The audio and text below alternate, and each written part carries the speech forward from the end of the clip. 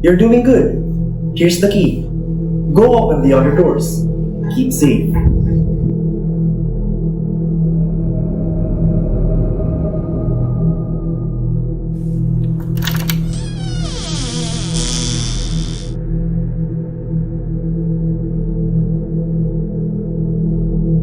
You are doing a great job, Wonder.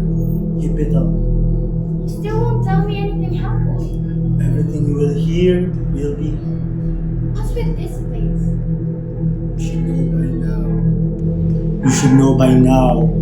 The U.S. Marcos dictatorship comes in power, continuing to ransack the country's resources regardless the increasing opposition, inflicting struggles in the countryside with its principal form pursuing two complementary strategies.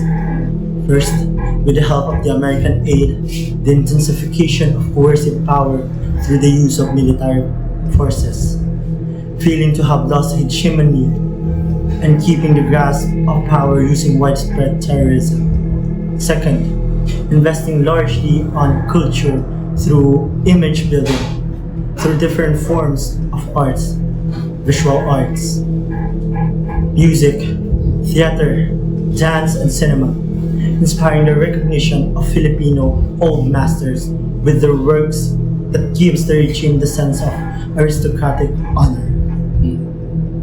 The so-called Filipino ideology either underwent significant manipulation through the declaration of martial law in 1972. The state, in collaboration with the bureaucratic opportunists, sought to dismantle key elements of the national democratic discourse, such as nationalism and populist call to serve the people using the principle from the masses to the masses, and reframe them within the framework of this dictatorship. This involves presenting state ideology with a deceptive revolutionary facade, with Marcos himself adopting the title of revolutionary.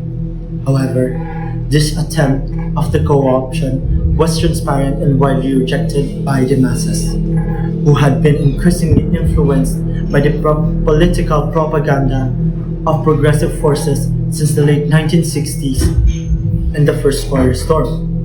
The state counters strategy aimed to seize and co-opt this political ideological momentum, but was met with skepticism and resistance from the broader majority.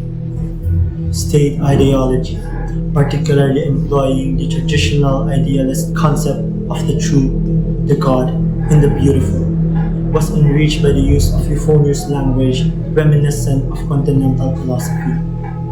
These concepts carry a sense of universality and imply an eternal and unchanging order.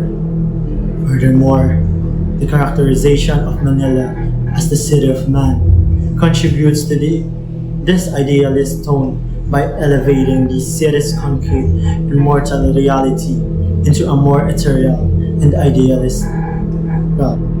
The regime utilized feudal family values and paternalistic ideals to solidify its power and promote the dynastic aspiration of the Marcos family. It employed religion, emphasizing conservative elements such as visual spectacle, monarchy and iconography, emotionalism, and fanaticism to legitimize its authoritarian rule and spread counter-revolutionary propaganda. The Marcos dictatorship wielded significant coercive power through its control over culture, both directly and indirectly.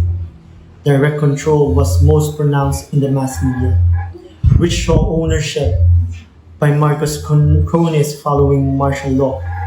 Additionally, the regime established a state propaganda apparatus to filter and manipulate information, presenting a sanitized version of the news through the media. The Marcos dictatorship maintained its control, and even over education by influencing the curriculum and textbook programs, ensuring the propagation of state ideology, and preventing critical thinking among younger generations.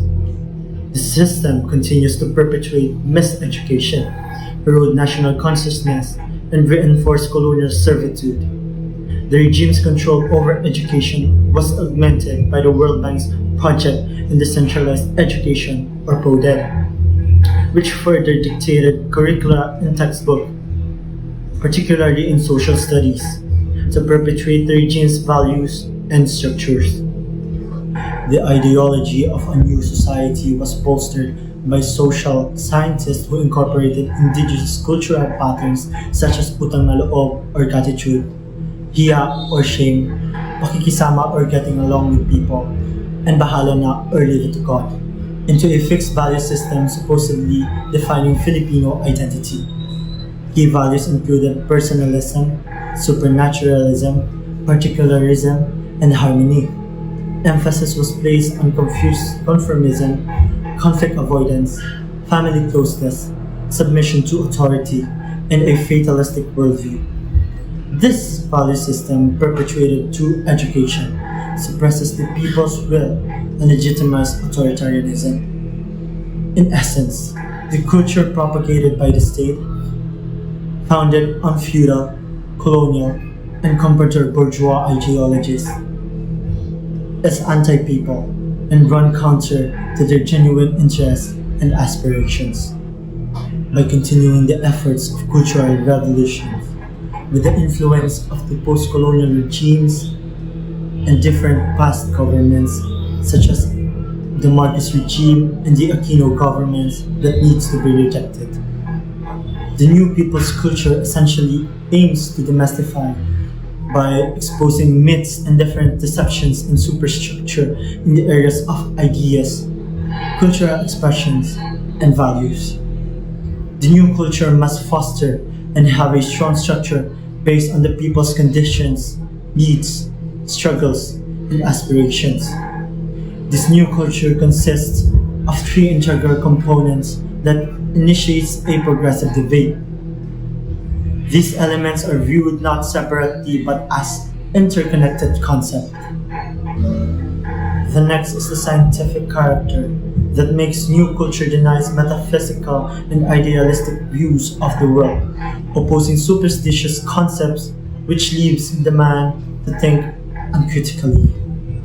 As evidenced by people's efforts in the political, economic, and ideological sphere, the core of historical process is the development of the fundamental conflict between the forces that create goods and services and the system that regulates how the forces are used.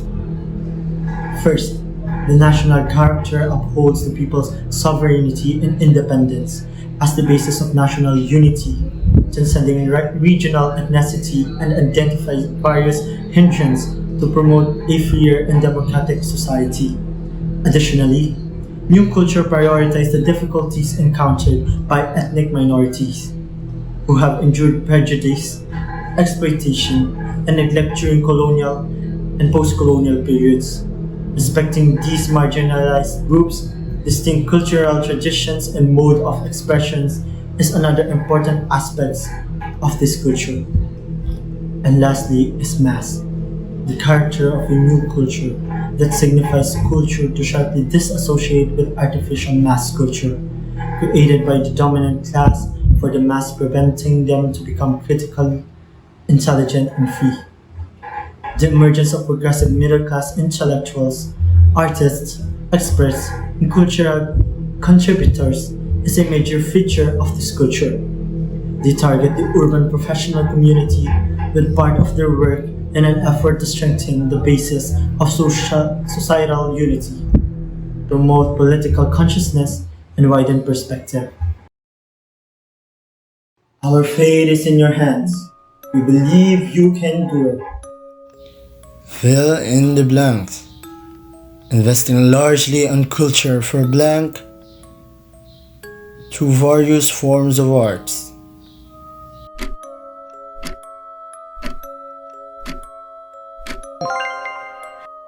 Great job! And now, what are the three integral components of the new people's culture?